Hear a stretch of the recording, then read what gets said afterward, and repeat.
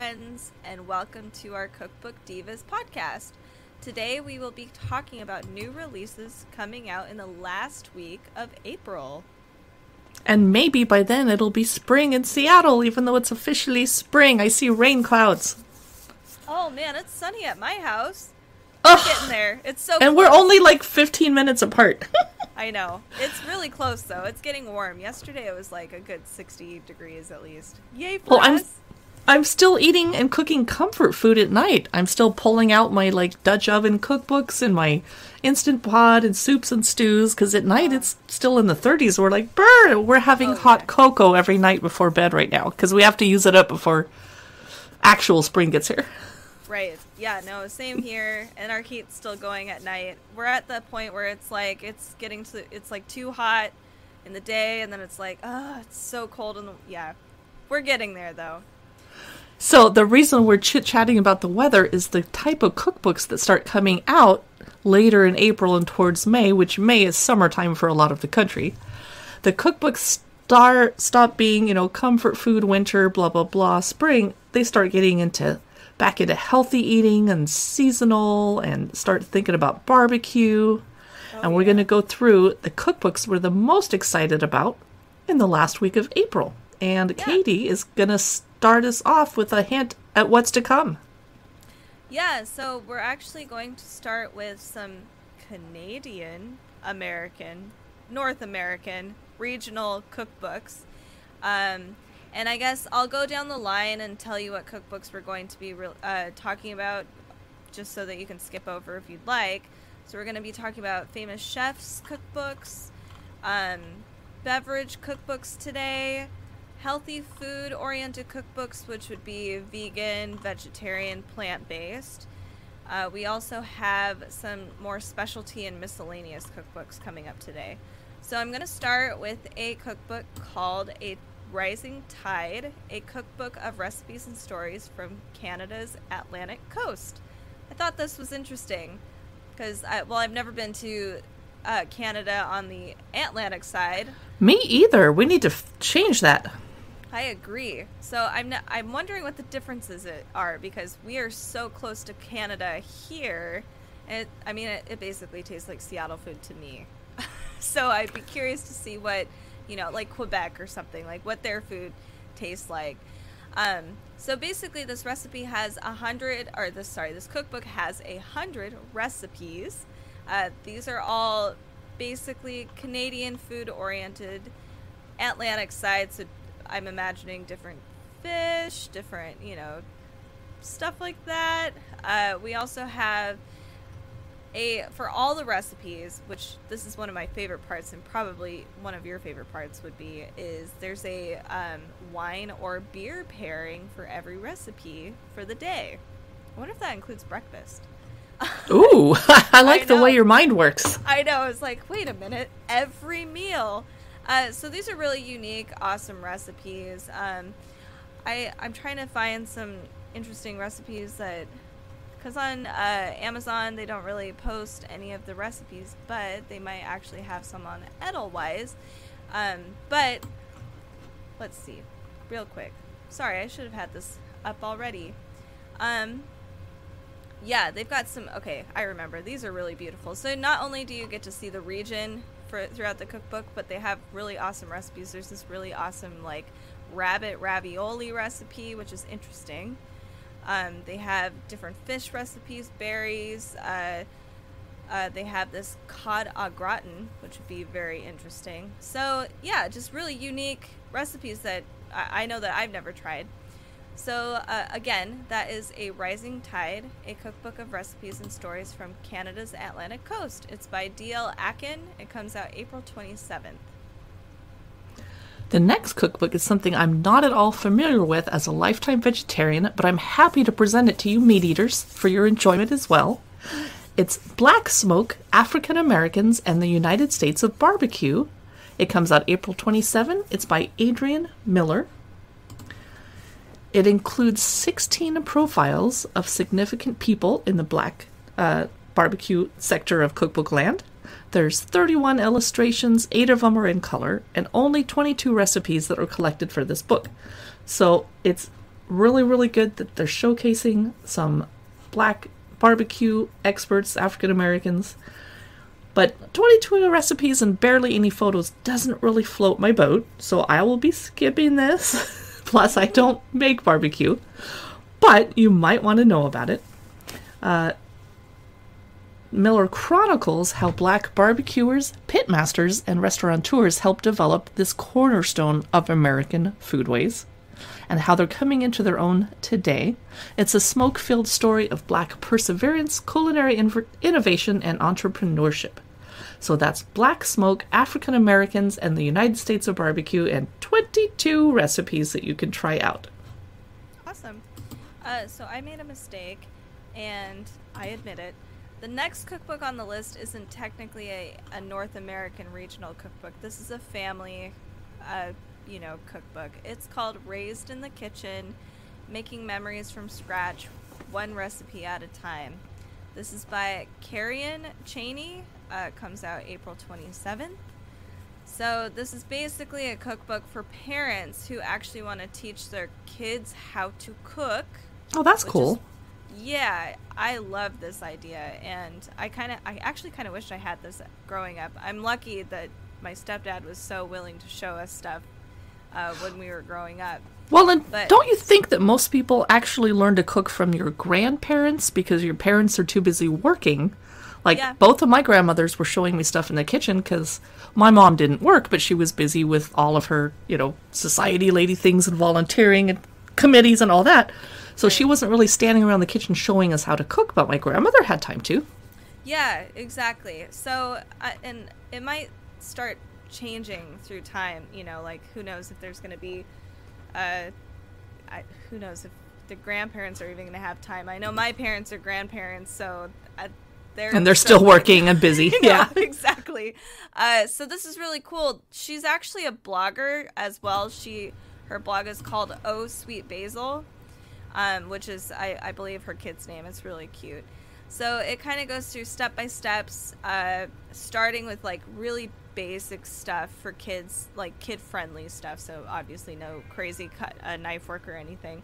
But we've also got more complicated recipes as we progress so that you're basically learning as you go and being more excited and all that stuff. So sorry for the mistake in placement, but this is a cool cookbook. Definitely check it out, especially if you've got kids. It's called Raised in the Kitchen, Making Memories from Scratch, One Recipe at a Time, by Carrie and Kaiti. Comes out April 27th. Next up, I'd like to bring you Just a Few Miles South, Timeless Recipes from Our Favorite Places by Weta Michael. You might know her from being a guest judge on Bravo's Top Chef once in a while. Her restaurants and herself are regularly featured in magazines like New York Times, Southern Living, Garden and Gun, Food Network, and the Cooking Channel. She compiles many of her restaurant favorites from Southern fare to international cuisine. Let's see. She cooks farm to table. She owns or cooks at several restaurants, including Wallace Station and Holly Hill Inn. I don't know where either of those are. She works with Kentucky's Bounty. She teaches us how to make traditional Southern staples like buttermilk biscuits, country ham, and po' boy sandwiches, or also unique variations on international favorites and American classics. For example, creamy chicken and mushroom soup, Honeywood Restaurant's hoe cake burger, a Wallace Cubano, or a bourbon banh mi. Woo! That is interesting. And I was just pausing, realizing that I keep talking about wanting to learn how to make buttermilk biscuits to the point I don't need to use a cookbook because I'm so used to it. This reminds me I want to do that. That was Just a Few Miles South, Timeless Recipes from Our Favorite Places by Weta Michael, April 27. So we'll transition into cookbooks by famous chefs, or cookbooks by famous chefs. First, we're going to start with, I'm very excited about this one, and I think everybody else is super excited about this. This isn't really a cookbook, but it is World Travel, an Irreverent Guide by Anthony Bourdain. and Laurel Woolever. Anyway, sorry. This does not have any recipes, like I said, but I had to mention this book because it's Anthony Bourdain. Yeah, we have to. It does have food in here, obviously. So this kind of gives you a collection of places to explore. So internationally, obviously, we've got Rome, we've got Cambodia, which I really want to go visit. We've got Toronto, lots of different places around the world, and they've even included places to eat, or classic things that they do eat in those places. Living like a local, he suggests like obviously drinks and beverages and a collection of restaurant, just a lot of cool stuff in this book. It's Anthony Bourdain. There's a lot of different stories that I appreciate throughout this book. Basically his own personal accounts to each, for each country he's visited or city. He genuinely talks about these places with a lot of care, and I just really love it. He talks about his friends and families and basically all of his traveling accounts, and I really love this, and it needed to be mentioned even if it's not a cookbook. So yeah, I had to. Anyway, so that is World Travel, an Irreverent Guide by Anthony Bourdain. It comes out April 20th. Next up, I Am Still With You in the South, with Southern Ground, Reclaiming Flavors Through Stone-Milled Flour, a baking book by Jennifer Lapidus. It comes out April 27. It's a groundbreaking tour of Southern craft bakeries, featuring more than 75 rich, grain-forward recipes. That sounds good to me. It's from one of the leaders of the cold stone-milled flour movement in the South. I did not know this was a thing. Yeah. The author, Jennifer, is in Asheville, North Carolina, at the Carolina Ground Flour Mill, and she's transforming bakery offerings across the southern United States with intensely flavorful flour. And I'm intrigued because I just go to the Safeway and pick up the same old gold medal flour my family's always used throughout, 4 generations. She is celebrating the incredible work of craft bakers from all over the South with detailed profiles on top Southern bakers and more than 75 highly curated recipes arranged by grain. I love that idea. I'm very curious. The chapters include a huge section on tools and technique, and then it goes into hard winter wheat, then rye. I love rye bread. Sorry, you're gluten-free. Sorry. I know. Soft red winter wheat, which I don't think I've ever baked with, and blends and outlier grains.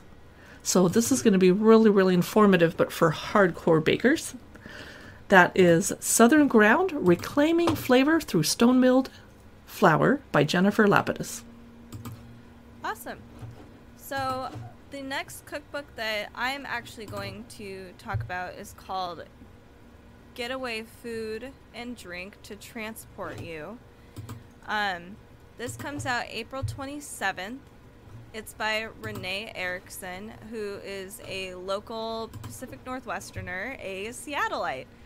Yay! Yeah, this is a really awesome book because she's got a lot of, she's a James Beard winning chef, obviously, but she has a lot of restaurants here in Seattle called, one of them, I love this, it's The Walrus and the Carpenter. It's so cute. I've never been there. I haven't either, and I really want to. Also, The Whale Wins and Batu. Oh no, my lack of French knowledge is showing. Anyway, so this cookbook is a great compilation of places that she's visited that are basically her favorites, and she takes all of the local cuisine and certain restaurants she's visited and compiled them into one cookbook, and some of them are her versions of these classic dishes as well, which is very unique. So she's got 120 recipes and of just dishes, also 60 cocktail recipes, which is a lot, I feel like. That is a lot. I'm not complaining, though. That sounds right up my alley. Exactly. So it's, God, so cool. So this cookbook has a bunch of places listed. It shows, like, for instance, Rome. It has different pictures of Rome, and it's really beautiful and really honest looking. And then she also accompanies all of these pictures with, like, food. So you've got, like, she has an apricot and bay leaf Bellini, which sounds really good. A ricotta and roasted cherry tomato crostini with too much olive oil. Is that a thing? No. I mean, maybe if it was swimming. Okay. Yeah, exactly. So she's got a lot of really amazing dishes side by side with traveling, which is cool. It's kind of like the Anthony Bourdain book a little bit. Sorry, I took all the traveling books, but I really like the travel and food combination. I just think it's perfect together. So again, that is Getaway, Food and Drink to Transport You. Comes out April 27th. It's by Renee Erickson. Next up is a summary book called Aguas, Frescas, and Paletas, Refreshing Mexican Drinks and Frozen Treats, Traditional and Reimagined, by Erica Sanchez. Comes out April 13. Now, these drinks recipes do not include alcohol. Excuse me. What's the point? That's fine. You can make the delicious drinks and then add your rum or tequila or vodka later. Erica Sanchez runs the popular culinary website Nibbles and Feasts. She delivers 40 easy recipes for anyone who loves traditional Mexican flavors. For example, her drinks use horchata and lime. She has drinks with interesting combinations such as hibiscus and spiced orange, mint blackberry, and avocado coconut. I don't like coconut, and I'm probably not drinking avocado with my alcohol, but this looks like a colorful, fun book. It's making me excited for summer. Her horchata recipe, check this out, includes a cup of white rice and a cinnamon stick and vanilla extract and milk and sugar and Mexican chocolate. It sounds like an advanced eggnog, but for summer, served cold. I don't know. Yeah. Whoa. So sorry. I was going to say, I was just thinking, like, I was going to make horchata during the summertime, and that sounds very, very close to the one recipe that I got from one of my friends who's been making horchata forever. So I was like, oh, maybe this sounds super authentic. So I had no idea. It has rice in it. It's more like a smoothie or something. Wow. Yeah. Yum. So that is Aguas, Frescas, and Paletas, Refreshing Mexican Drinks and Frozen Treats by Erica Sanchez. The next book on my list, and we are now in healthy food cookbooks. It is called One Bowl Meal, Simple, Nourishing, Delicious. This is by Maria Ziska. If I said that wrong, I apologize.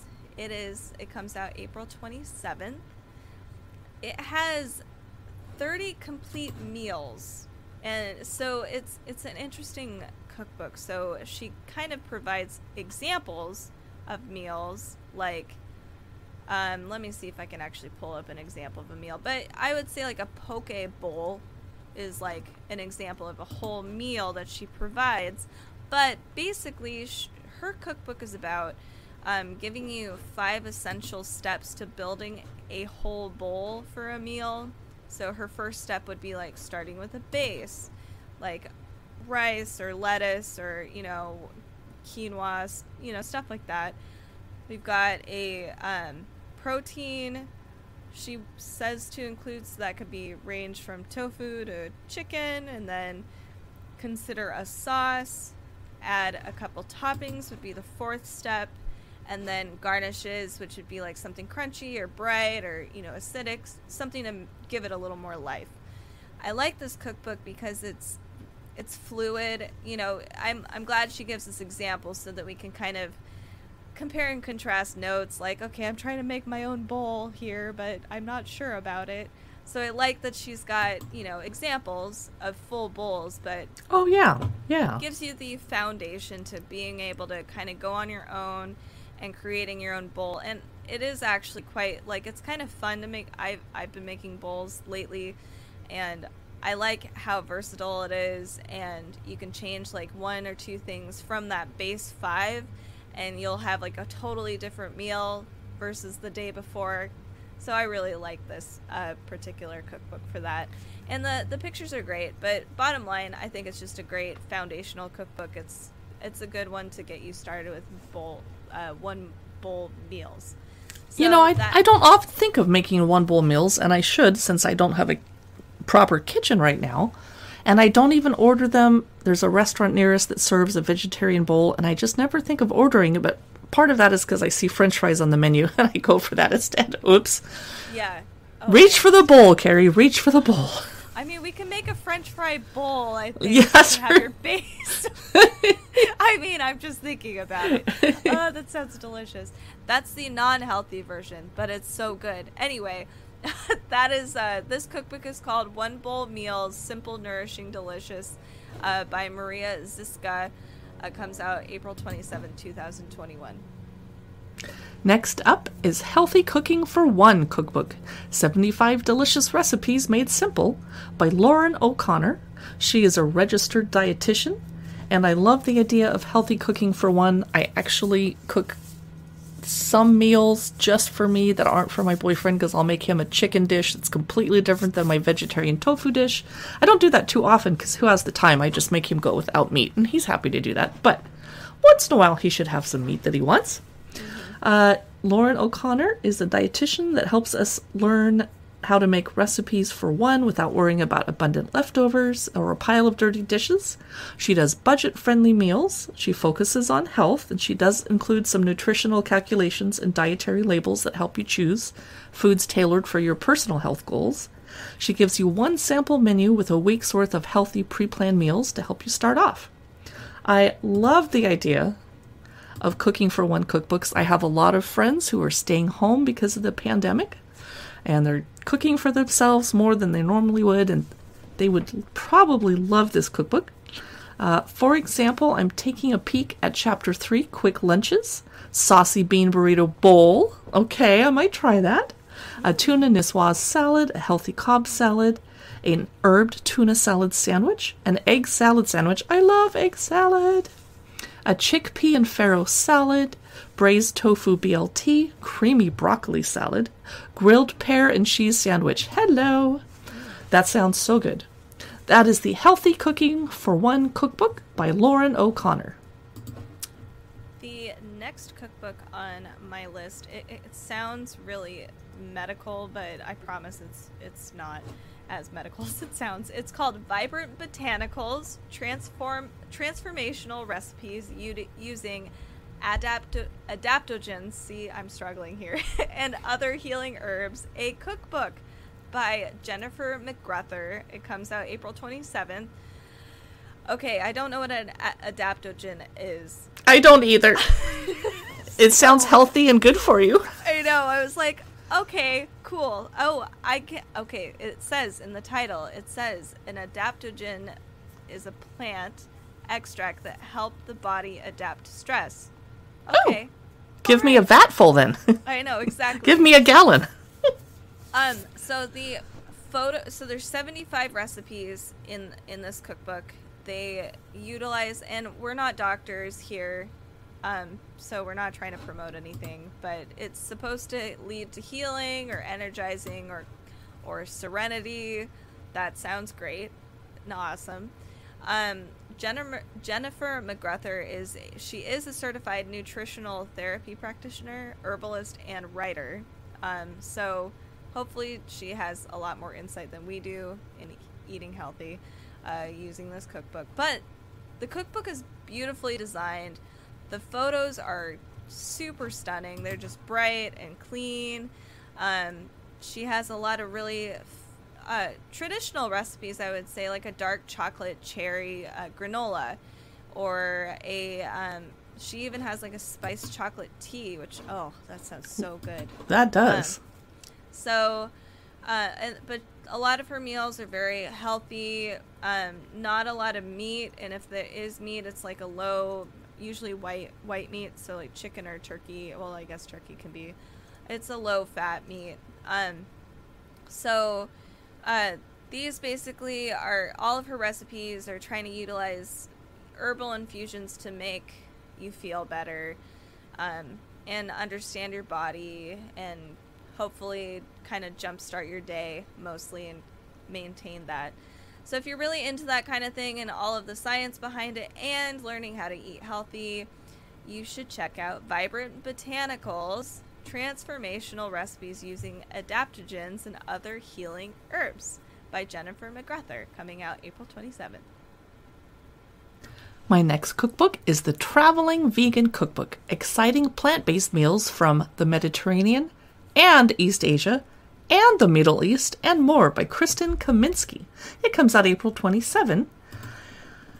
Oh my goodness, this is really cool. It helps expose vegans to more international cooking and expand their palates right here at home. The table of contents lists the region each dish is from and then bullets the dishes you would find. Kristen Kaminsky created the Tasty K vegan blog, and she's a huge travel aficionado. She's lived in lots of places and visited lots of places. She's sharing recipes, for example, from her time in Japan, a dairy-free matcha ice cream. From Mexico, she gives you vegan elotes. And I'm looking forward to the Mediterranean recipes. I don't know how to pronounce what she's making, but it sounds good. She does a lentil moussaka, which some people say moussaka, but I say moussaka. She got recipes from Cozy Greek Taverns. Love it. We don't have too much of a preview of the inside of the book, so we'll just have to guess by the cover. That's the Traveling Vegan Cookbook, Exciting Plant-Based Meals from the Mediterranean, East Asia, the Middle East, and More by Kristen Kaminsky. Awesome. My next cookbook is called Restore, over 100 new delicious, ethical, and seasonal recipes that are good for you and for the planet. This is by, I hope I'm not saying this incorrectly, Gizzy Erskine. Comes out April 27th. Apparently, Gizzy is pretty well known in the UK food scene. She left a career as a body piercer, and she ended up starting a school to become a chef. And she's an award-winning food writer and stylist, and she's worked with BBC's Good Food magazine and a bunch of places. So she's a big name, and she's actually worked with Jamie Oliver's Food Tube network as well. So she's very well known. I wish there are a few pictures in this cookbook. I wish there were more. We always say that. It's like our thing. I know, we're like, we want to see everything. Sad face. Yeah.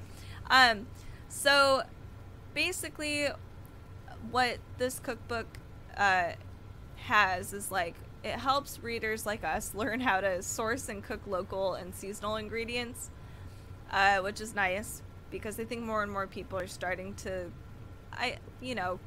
try to shop locally and try to learn how to cook seasonal ingredients, and it's just better for us in general. So she's helping us how to do that, which is hard. But then on top of that, she's teaching us how to budget properly. So shopping within our means, which is it's like a whole other element, which is also very difficult to do. So I very much appreciate that. Some of these recipes in here, oh man. So she has these recipes called garbage pail cookies. It sounds terrible, but they look so good. Apparently it's a homage to Momofuku's Milk Bar. So it's really good. It looks awesome. It's got, let's see what it has in here. It's like pink and beautiful. It's got like marshmallows and chocolate and caramel. I don't know how this is healthy, but I'm okay with it. On the healthy end, we've got a black lentil and beetroot larb. Sorry. This looks beautiful. That sounds delicious. Yeah, it looks so good. She also has a roasted cauliflower, preserved lemon, and chili pasta. Oh, hello. Yeah. I have preserved lemons in my fridge right now, actually. I've actually never even heard of a preserved lemon. Well, don't just take one out of the jar and bite into it. Trust me. Okay. Wow. It also has like the green shakshuka, which we've seen a couple times recently, and I've only seen the red version, so I'm really excited to see what. Yeah. So she's got all these wonderful healthy recipes. The photos are glorious from the ones that we can actually see. So if you're really into that, into the UK scene, or even know about Gizzy Erskine, you should definitely check out Restore. Over 100 new, delicious, ethical, and seasonal recipes that are good for you and the planet comes out April 27th. I also have one more for healthy eating. Go for it. It is called The Complete Salad Book. A fresh guide to 200 plus vibrant dishes using greens, vegetables, grains, proteins, and more. So I'll just try to wrap this up really fast, but basically I love this because they present salad as a main course and not a side or a precursor to dinner. Yes, I love that. And we're actually, this week, we're having salad for dinner every night because we decided that. That's awesome. Yeah, we did that last week. And it is, I don't know why it's so hard to kind of, I don't know if it's the culture where we're just so used to salad being an accompanying thing, and you know the main course is like some big meat or carb dish, but I love that they're basically emphasizing that, oh yeah, salad is main, not before or alongside. It could be a huge thing. So basically with the Complete Salad Cookbook, you learn how to make hefty salads with more than just vegetables. Like you can use cheeses, fruits, nuts, grains, like really beef up your beef. You could do that too. You can beef up your salad. It also teaches you about like pairings that are actually good rather than doing, we used to call some of the salads that my stepdad would make like the sink, or like the sink salads, because it's just like whatever's left in the refrigerator. And even if it's like radish, carrot, cucumber, celery, like putting all those things together, sometimes it would just balsamic dressing is just not very tasty. So learning how to actually put the right things together would make, obviously salad eating good. So again, that is the Complete Salad Cookbook, a fresh guide to 200 plus vibrant dishes using greens, vegetables, grains, proteins, and more, by America's Test Kitchen. Comes out April 27th. Well, I'm ready to talk about some possibly unhealthy food now. I'm so excited to see this book called Cheese, Wine, and Bread, Discovering the Magic of Fermentation in England, Italy, and France, by a YouTube star that I've never heard of, but I'm going to go look up her channel. Her name is Katie Quinn, and her YouTube channel is Kaiti. And this cookbook includes photos, but also beautiful watercolor images also. Cute. I love the illustrations that they have. And I'm looking at a page that has a little picture of a thistle on it that someone drew the illustration, and then pictures of her. She traveled and went to England and became a cheesemonger at one of the preeminent cheese shops. She went to Italy and learned about Italian winemaking with a family-owned vineyard. And then in France, she met the reigning queen of bread, Apollonio Poilâne, of Paris's famed Poilâne Bakery. I'm sure I just butchered that. And she apprenticed at boulangeries all over Paris. So this is partly a travelogue, partly a documentary about artisans, and partly a cookbook. So Cheese, Wine, and Bread is an outstanding, says the publisher, gastronomic tour for foodies, cooks, artisans, and armchair travelers alike. And Cheese, Wine, and Bread by Katie Quinn comes out April 27, and check out her YouTube channel at Kaiti. I think you do a great job with your French, and that's partially why I give it to you, because I'm like, Carrie's going to be so embarrassed. One of these days we'll practice all of the cookbook authors' names before we go on the air, but we don't usually have time, sorry! Oh, God, I'm sorry. There's so many that come out, too, and it's just like, we wanted to show everything to you guys. So the next cookbook on my list is The Art of Cooking with Cannabis, CBD and THC-infused recipes from across America. My husband and I really love watching this Netflix show, Cooked with Cannabis. It's pretty entertaining. and really sciencey, and we just love it. It's a lot of fun. So when I saw this book, I was pretty excited because I actually know a lot of people that are at least starting to cook with cannabis, and you can't just do whatever you want. No. So that sounds fun, but no. Right. And it is, but there is too much of a good thing. So I love the new, like, I think a lot of people are starting to cook with cannabis and learning about it and, you know, the science behind all of it. So this cookbook has 125 recipes. They are so, oh God, they're so good looking. One that they have on Amazon is called a grilled smoky eggplant dip, which I would never have put together, and I'm like, wow, there's so many things that just without the THC or CBD recipes that I'm like, oh man, I can just take all of that out and still be happy. They have a dark chocolate spice parfait. So there's a lot of really cool recipes in here that are really elegant. You know, it's not just, you know, garbage food, as some people might think that THC and CBD would include. But there's a lot of really elegant dishes in here that you might actually not even need to use the cannabis at all. They're just great on its own. The recipes are divided into 3 categories. So you have a CBD section, you have a hemp section, and a THC section.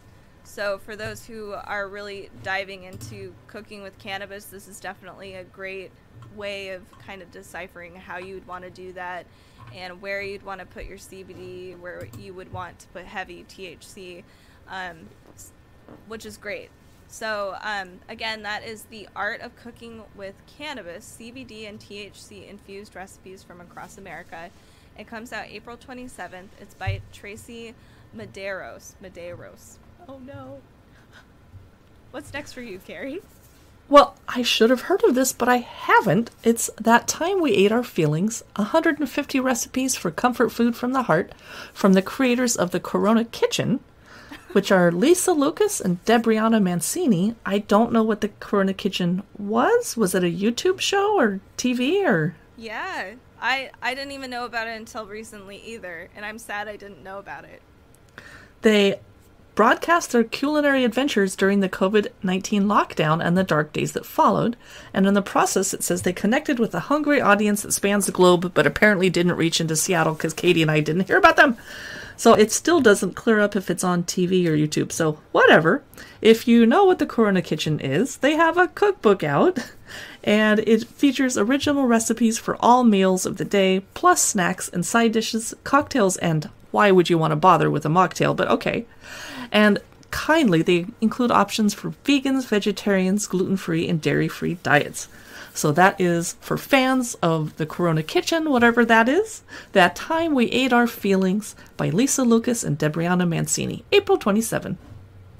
The next cookbooks on my list, they are by Cynthia Grobart. I apologize again. Both of these come out April 27th, and I'm kind of putting them together because they're very similar in everything. So one is called Strawberry Love, 45 sweet and savory recipes for shortcakes, hand pies, salads, salsas, and more. And then the other one is called Blueberry Love, 46 recipes for pies, jams, smoothies, sauces, and more. Perfect for spring. I love it. Yeah, totally. Do you like blueberries or strawberries better? I like both, and I have a blueberry tree in my backyard, and last year I got 5 blueberries off of it that the dogs and birds didn't steal. But we tried to grow strawberries. We just don't have enough sun in my stupid Seattle, Washington backyard. Oh my god. I did not know that, and I've known you for so long. So I actually, I like strawberries more personally. Blueberries are growing on me, but so I didn't really think about this cookbook as being like something, you know, I was like, okay, strawberries or blueberries, but as I'm digging into it, again, great photos. I can't help it. They're so pretty in this cookbook. I've never seen strawberries and blueberries showcased so well in both of these cookbooks. So Cynthia Grobart is apparently the author of a lot of cookbooks and a James Beard award-winning food writer. So some of the cookbooks that she wrote were Sunday Suppers and Mastering the Art of Southern Cooking. So she's really big on family mealtime recipes, which is I can't wait to get together with my family more often and stuff. And like, I know. this is so spring oriented, and we're getting into that barbecue gathering season. And I'm just really excited about it. So these cookbooks are really great because it's not just, again, these aren't just sweet recipes or just like strawberries as an added thing. We've got, there's a lot of salad recipes, especially with the strawberries, but you can do that with blueberries too. We've got a lot of obviously really beautiful, delicious dessert recipes on here too. Like, I really want to have a strawberry creamsicle, but I think a lot of these can be exchanged for one or the other, which is really cool. And they're all really fresh oriented recipes. She has a oatmeal crumble strawberry crisp that I could totally see having during 4th of July. Oh, yeah. So there's just a lot of really great recipes in here. If you combine both of them, you're almost at 100 recipes that you could have throughout the summer as a dessert or side or whatever you want. So those two books, one of them is called Blueberry Love, and then the other one is called Strawberry Love. So if you have one preference or the other to what berry you like more, I would definitely check these out. These are really cute books. Both of them come out in April 27th. And we're out of time, so I wanted to thank you for listening. This is our cookbooks for the final week of April 2021.